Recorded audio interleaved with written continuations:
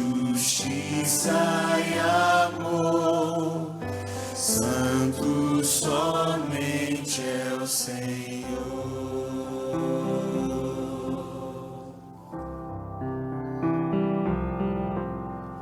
Santo somente é o Senhor. Digno de adoração. Deus que é fiel, Deus de paz e perdão. Santo somente é o Senhor. Só a igreja.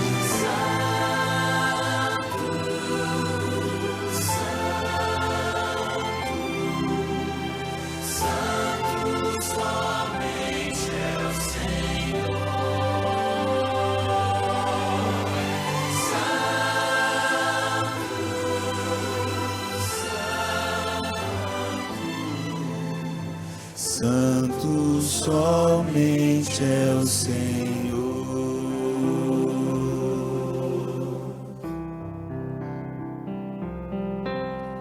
Santo somente é o Senhor. Digno de adoração. Deus que é fiel, Deus de paz e perdão. Santo somente é o Senhor.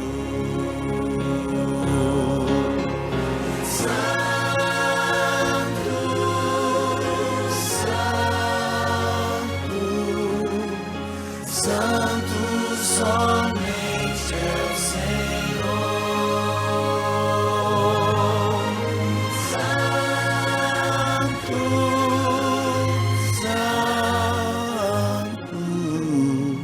Santo somente é o Senhor.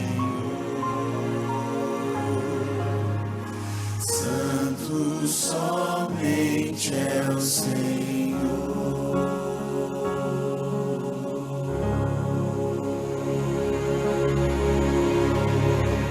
Amém.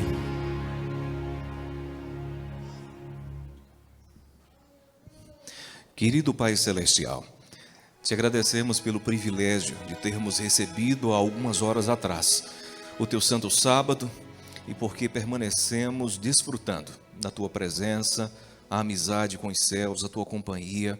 Muito obrigado, porque sentimos nesse momento uma miniatura daquilo que existirá nos céus, na eternidade. Louvor, adoração contínua, alegrias e felicidades naquele que nos trouxe a vida. Que o Senhor continue a nos fazer bem, a conduzir a tua igreja em união dos Palmares, dirigir a vida de nossas famílias, porque pedimos em nome do Senhor Jesus. Amém. Reitero aqui o meu feliz sábado a todos os amigos presentes, porventura aqueles que nos acompanham também. Eu tenho certeza que se não fosse a restrição municipal, governamental, teríamos uma igreja lotada, cheia. E enquanto temos vivido esse momento de restrição, continuamos e prosseguimos na adoração ao Senhor, num formato híbrido, semipresencial, alguns acompanhando, mas não deixando de receber a bênção dos céus em suas vidas. Nós temos a alegria e a felicidade de recebermos hoje o pastor Newton. Pastor Newton, por gentileza, pastor Newton Lima, ele é representante da missão conosco aqui nessa manhã de sábado, pastor cearense, mas em vias de se tornar alagoano já, pastor responsável pela área do ministério pessoal, e além disso jovens, e além disso desbravadores, e além disso aventureiros, e além disso música, e além disso universitários. Tem mais alguma coisa, pastor, que eu esqueci? Não. Escola Sabatina, o coração da igreja. Possivelmente é o pastor que tem mais pastas sob a sua responsabilidade. Mestre, muito obrigado por estar aqui conosco nessa manhã de sábado, e rogamos ao Senhor para que Ele abençoe a Igreja de União dos Palmares através do Senhor nessa manhã sabática.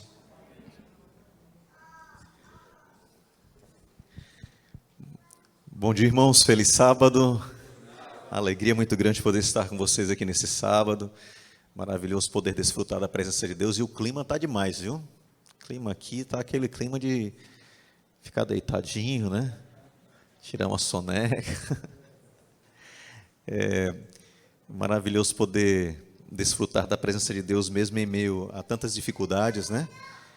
Tanto sofrimento. Eu estava, viu, pastor? Os caras estavam ali, estava passando a lição e minha mãe estava falando ali que está com suspeita de estar com Covid. Né? Tem 72 anos, minha mãe. E não é fácil, né? Você está com 3 semanas, ela perdeu a irmã.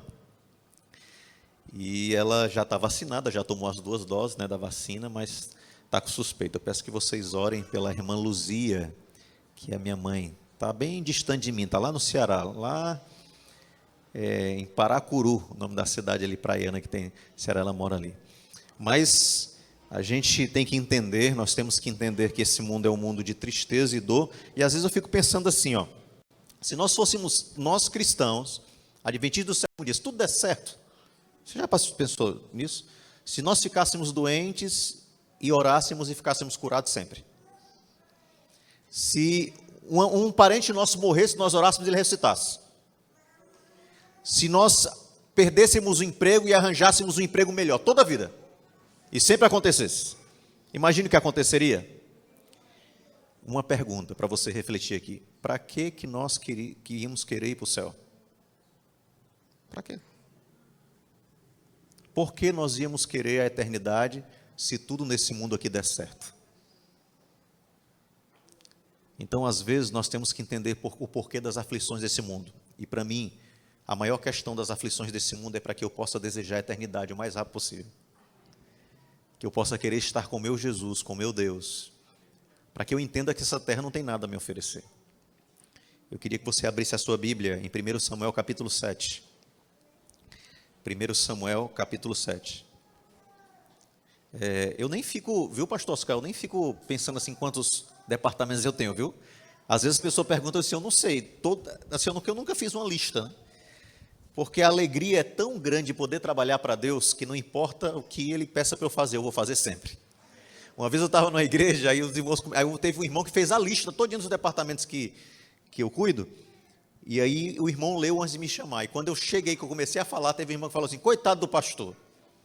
Uma pessoa falou assim, e eu peguei o microfone e disse, não, irmão, não fale isso não, porque a minha alegria de servir a Deus é tão grande que eu não penso nas atribuições, eu não penso nelas, eu penso só no privilégio de ser um ministro do Senhor, ser escolhido por Ele e poder cuidar do que Ele me deu para cuidar. Então, não me importo com isso não, viu? Na verdade, eu sinto uma alegria muito grande. Deus me resgatou, me fez dele um ministro. No decorrer da mensagem, eu vou contando aí um pouquinho da minha história para vocês. Me fez dele um ministro e a minha alegria é essa. Não importa o que ele me bote para fazer, eu vou fazer com alegria. Porque é a alegria de poder fazer a vontade dele. Vamos orar? Você achou aí, 1 Samuel capítulo 7? Quem achou, diga amém. Amém. Eu não sei se está transmitindo, deu certo ou parou tudo? Está transmitindo? Estão tentando ainda aí? Não é só para eu saber se eu vou interagir com o povo de casa, que daqui a pouco eu começo a interagir aqui com o iPhone. Está gravando. Então, beleza, ótimo, perfeito. Vamos fechar os nossos olhos, vamos falar com Deus. Paizinho querido, Deus de amor, nós abrimos aqui a Tua palavra e viemos Te suplicar que o Teu Santo Espírito venha falar claramente ao nosso coração e à nossa mente. Que nós possamos entender a Tua palavra falada a nós, vinda do céu. Que nesse momento venha calar o homem, pecador, indigno, e venha falar o Teu Espírito Santo a nós, as nossas necessidades. Nós te suplicamos em nome do Teu Filho amado Jesus. Amém. Muito bem. 1 Samuel capítulo 7, eu queria que você lesse comigo, acompanhasse comigo a leitura, a partir do versículo 2. E sucedeu que, enquanto a arca permanecia em Quiriate-Jearim, o tempo foi longo, pois se passaram 20 anos, e toda a casa de Israel dirigia lamentações ao Senhor. E Samuel falou a toda a casa de Israel, dizendo, se verdadeiramente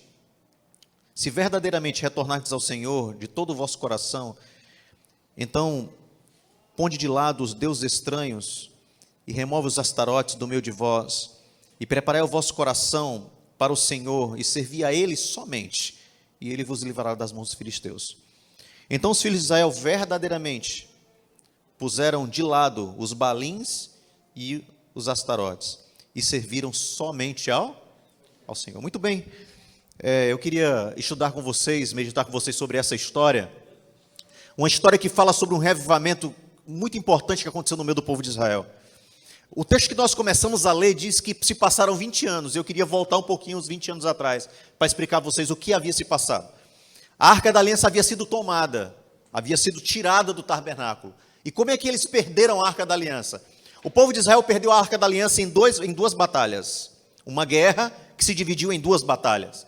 A primeira batalha, o exército de Israel saiu contra os filisteus. E deles morreram 4.000 homens. Preste bem atenção nesse número. Na primeira batalha morreram 4.000 homens. E eles voltaram então com Eli, Ofni e Finéias, o sacerdote e seus filhos. E eles começaram a se indagar. Por que nós perdemos se nós somos o povo de Deus? Eles estavam certos, sim ou não? Estavam certos, sim ou não? Estavam certos. Por que eles perderam? Por que eles perderam se eles eram os filhos de Deus? O povo de Deus, o exército de Deus. E eles começaram a se indagar, não, nós perdemos, nós não podemos perder a batalha. O Senhor falou que Ele é o Deus dos exércitos que nos dá vitória. Nós temos que ser vitoriosos. Alguma coisa está errada. E no pensamento deles que alguma coisa estava errada, eles chegaram à conclusão, nós não levamos a arca de Deus para a batalha. Essa foi a conclusão que eles chegaram. Nós não levamos a arca de Deus para a batalha. Se nós levarmos a arca para a batalha, nós vamos ser vitoriosos. Então eles fizeram uma festa, com gritos de louvor a Deus. Sabe, eles fizeram um barulho. Eles fizeram um barulho tão grande que os filisteus se assustaram no arraial deles e pensaram, Deus desceu. Eles pensaram, Deus desceram, nós estamos perdidos, vamos para a batalha para tentar nos defender. E eles foram para a batalha. E eles derrotaram os israelitas. E morreram 30.000 soldados de Israel. Na primeira batalha morreram quanto? 4.000. 4.000. A Bíblia diz que foi grande a morte no meio do povo de Deus, e morreram 30.000 soldados de Israel, e a arca de Deus foi tomada. A arca de Deus foi tomada. Nesse dia os israelitas perderam o maior símbolo da presença de Deus no meio deles, que era a arca, e a arca foi tomada. A arca voltou para o território de Israel, pelo poder de Deus e não pela mão dos israelitas. A arca voltou, e nós lemos um texto exatamente de 20 anos que a arca tinha ficado numa cidade chamada Kiriat Jearim. E o povo agora estava há 20 anos escravos dos filisteus. O que custou para eles as decisões erradas? E voltando aos 20 anos que se passaram, nós podemos ver algumas decisões erradas que o povo de Deus tomou e que nós não podemos tomar, ou que nós temos que ficar atentos para não tomar. A primeira delas, não existe um símbolo maior da presença de Deus no meio do povo dele, que não seja Deus habitando na tua vida e no teu coração. Não numa igreja. Pastor Oscar vai reformar a igreja, é bom reformar a igreja, né? Fizeram o templo bonito para Deus, na época de Davi também, e depois Salomão que terminou, né? Depois fizeram o templo de Herodes, que era lindo, cúpula de mármore, magnífico, foi tudo destruído, mas fizeram para Deus com amor, porque estavam preocupados em ter um lugar bonito de adoração. É bom fazer um templo para Deus, mas temos que ter um templo físico e espiritual. Na verdade, nós temos que ter primeiro o templo espiritual. E o principal templo espiritual, pasmem vocês, é físico. O principal templo espiritual é físico, mas sou eu e você. Diga amém. Nós somos o principal templo. Essa é a principal representação da presença de Deus. Tem que ser em mim, na minha vida, e não num símbolo. Eu fui católico por muito tempo, coroinha do padre. Eu ajudava a celebrar a missa. Fiz primeira comunhão. E sabe, eu tenho guardado algo na minha memória quando eu entrava numa salinha para ir para o altar. Eu vestia aquela roupinha branca e tocava o sino, que era na hora de recolher a horta, que as pessoas iam recolher a horta. E eu tenho a imagem de um local que eu entrava assim no corredor para ir para o altar. E lá estava uma mesa com a Bíblia aberta no Salmo 90 e 91. A Bíblia sempre estava lá aberta. Mas eu passei muito tempo indo na igreja católica com a minha mãe. E um dia, como pastor, eu fui num casamento católico da família. E eu sentei ali na igreja. E o padre começou a falar a missa, rezar a missa, né? Chama rezar a missa. E ele começou com um papelzinho a rezar a missa. E as palavras vieram todas na minha cabeça, porque ainda era a mesma coisa de quando eu era criança. Eles estavam repetindo a mesma coisa. E eu comecei, as palavras começaram a vir nos meus lábios. Porque a minha mãe me levava para o culto, para a missa. A minha mãe me levava para a missa, e ela me sentava na igreja. E na igreja que eu estava, era a igreja do colégio onde eu estudava, era uma igreja enorme, de um seminário católico lá no Ceará. Ginásio São Vicente de Paula, um seminário católico. E o padre rezava a missa, um polonês enorme, rezava a missa, e a minha mãe fazia eu escutar a missa todinha. Os meninos ficavam correndo na igreja, mas a minha mãe não deixava. Ela me segurava ali e eu ficava quietinho, e às vezes eu virava a cabeça para o lado e ela me virava. Eu tinha 10, 12 anos, e ela me virava para o lado. Disse: presta atenção, o padre Pedro está falando. Nem o nome do padre eu esqueci. Ficava aqui, ó. Mas sabe o que me marcou ali, naquela história? É que a Bíblia estava sempre aberta, mas nunca lida. Tinha um pedestal para ter colocado a Bíblia ali, sempre aberta, mas nunca lida. Sabe o que nós somos tentados a fazer na nossa vida espiritual? Criar ídolos religiosos, símbolos. Bíblia, lição da escola sabatina, o inário,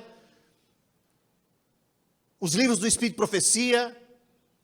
Nada disso tem valor se Deus não habita no meu coração de maneira real e eu tenho um relacionamento com Ele. Foi o erro que o povo de Israel sofreu, sabe, queridos?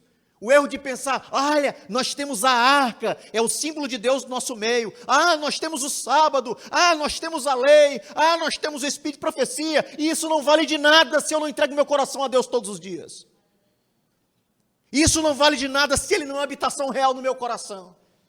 Porque vão vir os inimigos, vão vir as batalhas da vida, e nós vamos só ser vitoriosos se for a presença de Deus real na minha vida, e não o que eu tenho, o que eu carrego ou o que eu levo. Eu às vezes falo para os desbravadores, como líder desbravador, eu falo para os desbravadores: não é a sua insígnia, é o que ela representa. Não é o seu lenço, é o que ela representa. Não é a bandeira, é o que ela representa. Sabe, não é a Bíblia, é o que ela representa. Eu fui criado numa época da igreja que se você colocasse uma Bíblia em cima da mesa e colocasse um celular em cima, o ancião ficava louco. Nada pode estar em cima da Bíblia. Ei, meu jovem, tira aí a coisa em cima da Bíblia. A Bíblia tem que estar em cima e não embaixo de nada. Oxe, mas a Bíblia fechada é um livro comum. Ela aberta e lida é a palavra de Deus, colocada no meu coração, então, tem uma transformação inimaginável, incalculável, indescritível. Mas fechada é um livro. Sabe como nós muitas vezes fazemos das coisas sagradas símbolos, e pegamos esses símbolos para nos santificar? O que nos santifica é Deus, e o povo de Israel sofreu com isso. Teve 30 mil dos seus homens mortos, teve a arca tomada. Sabe por quê? Porque naquela época o sacerdote e os filhos dele, um era conivente, né, o pai ali, e Ofni e Finés eram maus, e levava o povo a andar pelos caminhos maus. Agora preste bem atenção aqui, eu tenho muitos líderes aqui. Um líder mau leva uma igreja toda para o mal. Um líder infiel leva uma igreja toda para a infidelidade. Nós temos a prova aqui de Eli, que era correto, mas tinha seus filhos que ele não chamava a atenção, e levaram a igreja toda, levaram o povo de Deus todo a cometer o que era ruim, e eles começaram a ser derrotados. Agora, na história que nós lemos, aparece um líder bom: Samuel. Samuel era apenas um garotinho quando eles perderam aquela batalha dos 34 mil homens mortos. Era apenas um garotinho que estava começando a sua vida como sacerdote e como juiz do povo de Deus. E Samuel passou 20 anos vendo aquele pessoal, aquelas pessoas se distanciarem de Deus. 20 anos. Sabe o que os comentaristas bíblicos dizem? Que durante esses 20 anos o povo de Deus se aliou com os filisteus e começaram nas mesmas práticas que eles. E é fácil, no texto mostra que eles tinham Baalins e Astartes. Astarotes que é o plural de Astarte, né? Astarotes nas suas casas. Baal e Astarte era Deus da fertilidade dos cananitas, Baal, e Astarte, a deusa do amor dos cananitas. Eles tinham essas estátuas dentro de casa. Vocês sabem o que representavam essas estátuas? Baal, Deus da fertilidade. Quando chovia, os cananitas diziam que era o sêmen de Baal que estava regando a terra. Sabe o que Baal exigia? O sacrifício de crianças. Crianças eram mortas para adoração a Baal. Os pais matavam seus filhos primogênitos para adoração a Baal. escavações das cidades cananitas, tem crânios de crianças enterrados nos alicerces das casas, porque os pais arrancavam a cabeça dos seus filhos e colocavam no alicerce da casa para que Baal fosse adorado e ele trouxesse então a colheita farta para a sua terra. Obrigado, meu irmão. Obrigado, você vai para o céu, viu, irmão?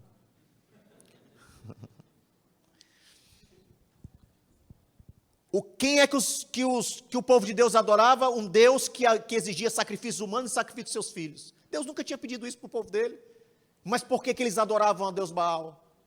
Presta bem atenção, servo de Deus. Eles começaram a se associar com os filisteus. Nós, como servos de Deus, nós temos que se associar com as pessoas do mundo para ganhá-las para Jesus, para sermos um testemunho para elas. Mas se a nossa associação for aceitar os seus costumes, nós estamos fritos, estamos perdidos, porque nós vamos ser levados por eles. Quando o povo de Israel começou a se associar com os filisteus, eles começaram a pegar os costumes deles, os deuses dele e colocar dentro das casas. Astarte era a deusa do amor. Se você pegar o comentário bíblico adventista e ver lá sobre Astarte, você vai ver que a adoração de Astarte tinha mulheres cultuais, prostitutas cultuais, que iam para os templos de Astarte. E elas ficavam lá esperando os adoradores para terem orgias sexuais com eles lá nos templos. Agora imagine, o povo de Deus tinha essas estátuas guardadas na sua casa. Eles adoravam esses deuses. Aí o texto que nós acabamos de ler diz assim, ó. Presta atenção no texto. Você prestou atenção no texto? O povo de Israel dirigia lamentações ao Senhor. Eles estavam reclamando de Deus porque eram escravos. Mas, à medida que eles estavam reclamando de Deus porque eram escravos, eles estavam distantes de Deus. Eles não eram obedientes a Deus. Por isso que Samuel chega para o povo e fala assim, olha, mas peraí, por que vocês estão reclamando? Se vocês servirem só ao Senhor, se vocês jogarem fora os ídolos de vocês, servirem só a Deus, Ele vai livrar vocês das mãos dos filisteus. E o povo de Israel ouviu o que Samuel falou. E vocês acham que por que a Bíblia diz que eles tinham em casa estátuas? Porque a transformação, o reavivamento deles começou aonde? Em casa, queridos. Reavivamento não começa na igreja é o start, o toque de Deus. Você vem na igreja e escuta uma mensagem, é o seu toque, mas se você não mudar em casa não vai adiantar nada. Se você vier para a igreja e se emocionar porque o pregador falou de um problema que você está vivendo, ou de uma lágrima sua e você chorar e tal, e voltar para casa e continuar a mesma coisa lá sem mudar nada no seu lar, você vai continuar a mesma pessoa. Tem muitos cristãos que adoram sermões que falam de emoção, que chora, que tal. Nada contra, nós somos uma emoção e coração, nós somos as mesmas duas coisas juntas. Mas se nós não vamos para casa e mudamos as coisas que acontecem lá, não adianta nada. Se Samuel tivesse dito, não, vocês sirvam só a Deus, vocês estão adorando outros deuses, vocês estão sofrendo, escravos, porque vocês estão adorando outros deuses. Ah, é verdade, Samuel, nós estamos adorando outros deuses. Ah, tá bom. Que triste, né? E chorasse, pronto, e ia resolver o quê? Eles foram para casa. E quando eles chegaram em casa, eles tiraram os deuses, eles jogaram fora. Em nome do Senhor Jesus, eu quero convidar você a olhar para a sua casa agora. O que está acontecendo lá? Porque nós estamos vivendo uma época de dificuldade, dura dificuldade. Estamos perdendo amigos, parentes, colegas de trabalho. Toda semana a gente perde aí um pastor, uma esposa de pastor, colegas de trabalho, amigos, parentes. Toda semana nós estamos perdendo alguém que nós amamos ou que conhecemos. Nós estamos vivendo um período duro, como o povo de Israel estava. E para o período duro da história da terra, nós precisamos ser fiéis a Deus. Nós precisamos de reavivamento. Nós precisamos de reforma. Nós precisamos de líderes com pulso firme para chamar as pessoas ao arrependimento. Enquanto Ofni e Finéias levou o povo ao pecado, Samuel levou o povo à consagração, à mudança. E consagração não é só de chamar atenção, não, queridos. A consagração exige mudança de hábitos. A consagração exige abnegação, aceitação dos erros. Se o povo foi jogar os ídolos fora, porque eles aceitaram que estavam errados. Às vezes nós vamos falar com um crente que está errado, ele acha ruim. Não, pastor, o que a pessoa tem a ver com a minha vida? Não, ninguém tem a ver com a sua vida, não. Tem. Nós temos a ver com a sua vida, sim, porque você carrega o nome de cristão. Se você quiser que ninguém tenha nada a ver com a sua vida, saia dessa igreja e vá viver a sua vida. Aí ninguém vai falar com você com nada. Mas enquanto você carregar o nome de Cristo, você representa Cristo. Enquanto você carregar o nome Adventista do Sétimo Dia, você representa a Igreja Adventista do Sétimo Dia e todas as suas doutrinas e tudo que ela tem. Então, se aqui é um israelita, e nós todos somos israelitas, filhos e descendência de quem? De Abraão, com a sua descendência, herdeiros da sua promessa. E não é a promessa de uma terra que vai ser destruída, não. É a promessa de uma terra eterna, da vida eterna. Né? Teve a lição, a quinta lição, né? Falava, o que adianta a promessa de Canaã terrestre, se não fosse a promessa de Canaã celestial? Essa é a promessa que nós temos, que nós abraçamos. Então, se nós abraçamos essa promessa, se nós abraçamos esse Deus, então, peraí, eu preciso reconhecer os meus erros. Eu preciso enxergar o que está errado em mim. E quando essas pessoas enxergaram o que estavam errado nelas, peraí, vamos mudar, pessoal, vamos lá em casa. Ó, meu bem, foi lá o marido e a mulher. Ó, tem uns estátuas aqui dos ídolos, né, que nós estamos adorando. Vamos jogar isso fora. O que é que você precisa jogar fora? Sabe, todos os dias nós temos que fazer uma reflexão daquilo que nós precisamos jogar fora. Porque pense um lixão que nós temos gigante, é a nossa vida. Nossa vida é um lixão. É porque eu não sei como é o nome para aglomeração de pecado, né? Acho que não tem coletivo de pecado. Nossa vida é um lixão, cheio de pecado. E nós precisamos constantemente estar encontrando esse pecado. Sabe quando eu encontro meus pecados? Quando eu me encontro com Deus. Quanto mais próximo de Deus eu estou, mais pecador me sinto. Mais humilhado eu sei. Eu preciso estar mais perto de Deus, porque eu vou vendo o meu pecado quantas vezes eu esteja mais perto de Deus. Ele vai martelando ali no meu coração, na minha vida, e vai arrancando de mim o que não presta, sabe? Irmãos, eu me batizei na igreja, tinha 14 anos. Eu comecei a beber, tinha 8 anos de idade. Por que eu comecei a beber? Porque eu tinha um pai que bebia e meu pai ensinava a beber. Eu comecei a beber, tinha 8 anos. Eu nunca esqueci uma coisa. Eu me batizei, mas eu sentia vontade de pecar demais, gente. Demais, era acostumado com as festas, com os meus amigos e tal, com a bebida, eu sentia vontade de pecar. Eu nunca esqueci isso. Sabe por que eu nunca esqueço como foi a minha transformação? Para que eu não julgue as pessoas que estão sendo transformadas pela vida espiritual que eu tenho agora. Eu sou adventista há mais de 30 anos. Eu sou pastor há 20, estou no 21º ano de ministério. É porque eu sou novo, eu comecei jovem, viu? É por isso que você pode pensar assim, pastor não tem cabelo branco, tenho 45 anos. Tenho 2 filhos, um de 17 e um de 14. Às vezes 16 e 14, às vezes até eu erro a idade do menino, gente, que passa muito rápido. Mas eu não esqueço quem eu era, porque eu sei como Deus transformou a minha vida, sabe, mudou meu coração, e ainda continua mudando. E às vezes eu olho, meu Deus mudou tanta coisa, ainda falta tanto. Senhor, ainda tem tanta fraqueza, ainda tem tanta miséria. Lembra que eu comecei a mensagem? É para que exatamente eu não esqueça de que não é aqui que as coisas vão finalizar, é no céu que finaliza tudo. E por isso eu queria convidar você a ir lá na sua casa. O que é que precisa ser arrancado hoje? Pelo menos o que é que você está enxergando aí, porque como a luz do justo é como a luz da aurora, vai brilhando, brilhando até se tornar o dia perfeito, tem coisas que você não vai enxergar agora, que você vai enxergar só depois. Mas talvez tem coisa que está muito clara agora do que você precisa explicar a Deus para mudar em você. Está muito claro agora algumas. Estava muito claro para o povo de Israel. A primeira coisa que eles pensaram, não, tem uns ídolos. Quais são os seus ídolos? Quais são os seus deuses? Vou dar uma ajuda aqui ao pastor Oscar. Devia não, mas vou. Vocês vão derrubar essa igreja?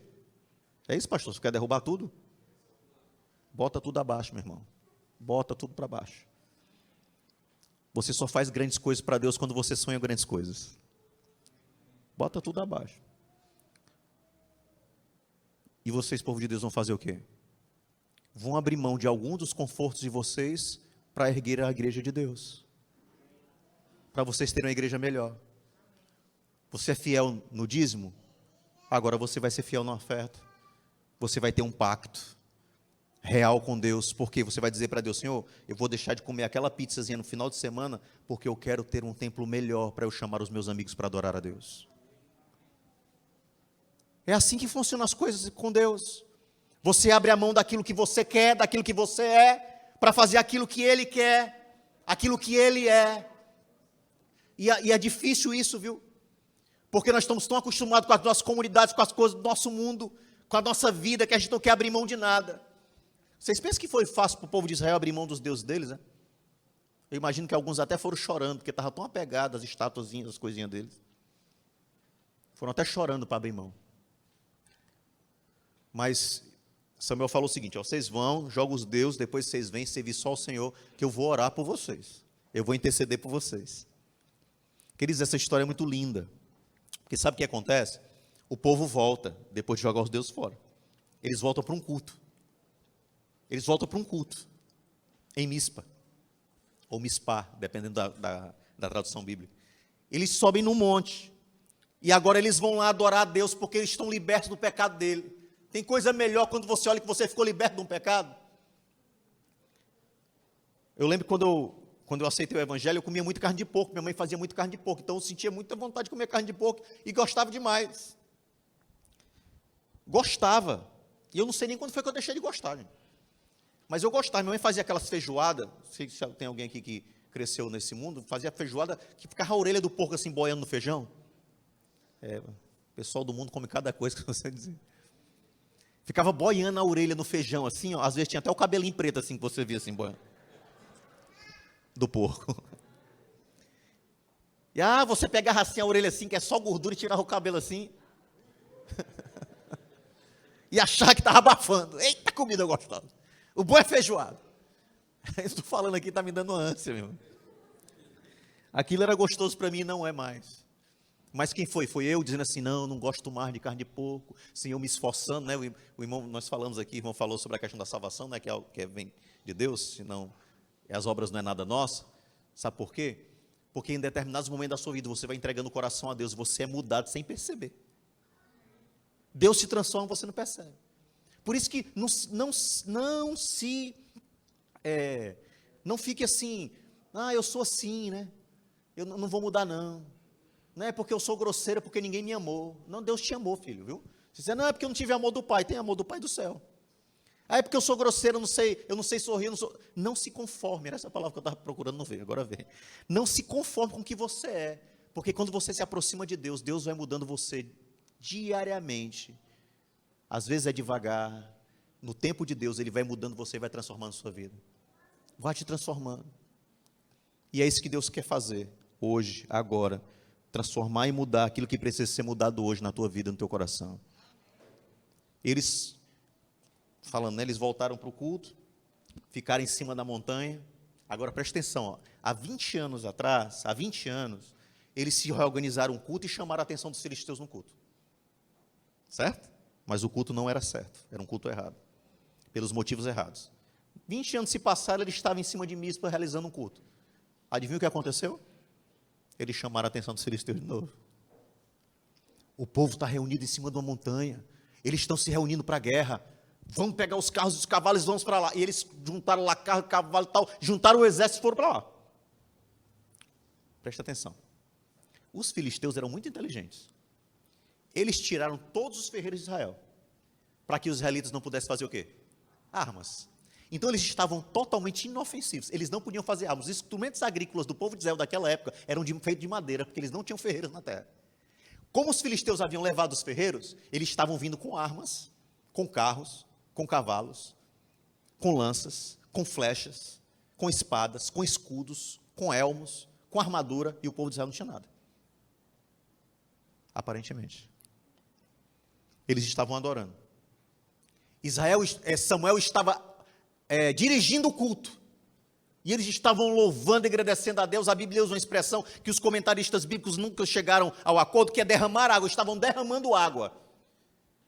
Alguns comentaristas acreditam que era uma alusão à festa dos tabernáculos, que eles estavam há 20 anos sem celebrar nenhuma das festas fixas de Israel, porque estavam longe de Deus. E agora eles estavam derramando água, estavam louvando a Deus e tal.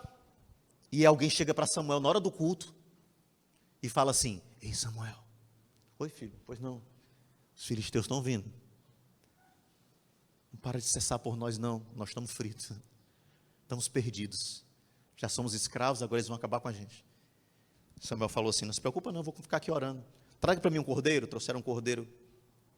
Samuel começou a sacrificar e o exército começou a chegar. E o exército chegando e Samuel louvando. O exército chegando e Samuel intercedendo pelo povo. E a Bíblia diz assim, ó: E Deus trovejou sobre o exército dos filhos dos filisteus, aterrando-os de tal forma que eles foram derrotados diante da presença dos filhos de Israel. A igreja de Deus diz o quê? Sabe o que aconteceu naquele dia? Aquele que era para dar a vitória se manifestou, Deus. Sabe por que nós somos vitoriosos? Ou quando nós somos vitoriosos? Quando nós somos fiéis a Deus e deixamos que Ele seja Deus. Aí nós somos vitoriosos. Sabe, eu acho linda essa expressão, Deus trovejou. Se você procurar na Bíblia, quando apareceu trovões, você vai achar nos Salmos, você vai achar em Apocalipse 10, quando Deus falou para João, com voz de 7 trovões, desferidos no ar. João escuta a voz de Deus como 7 trovões, escreve o que Deus falou, e Deus fala para ele assim, não, João, isso aí não, isso aí é só para você. Isso aí você não vai colocar no livro. Isso é uma mensagem minha só para você. A voz de Deus, eram os trovões lá em Apocalipse. Eu acredito que aqui foi a voz de Deus.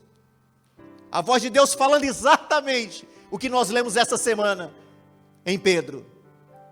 Povo exclusivo. Esse é meu povo. Não esqueça disso nunca. Você é povo de Deus. Você é filho de Deus. E quando você é obediente a Ele, a proteção dEle está sobre você. Mas não é uma proteção do seu corpo, nem a proteção dos seus bens, é a proteção da sua alma para a salvação. Nunca ninguém vai tirar de você a salvação se você estiver nos braços de Jesus.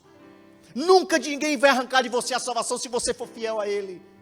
Nunca ninguém vai arrancar de você a salvação se você estiver sobre a graça e o poder dEle. Sabe como é que os filhos de Israel estavam aqui? Algumas horas da sua entrega. Deus não é assim, queridos, como nós. Não, eu vou olhar para vocês aqui, vou ver, vou demorar mais um pouquinho para ver se vocês vão ser fiéis, não, fiéis mesmo, não. No instante da entrega, Deus faz o milagre.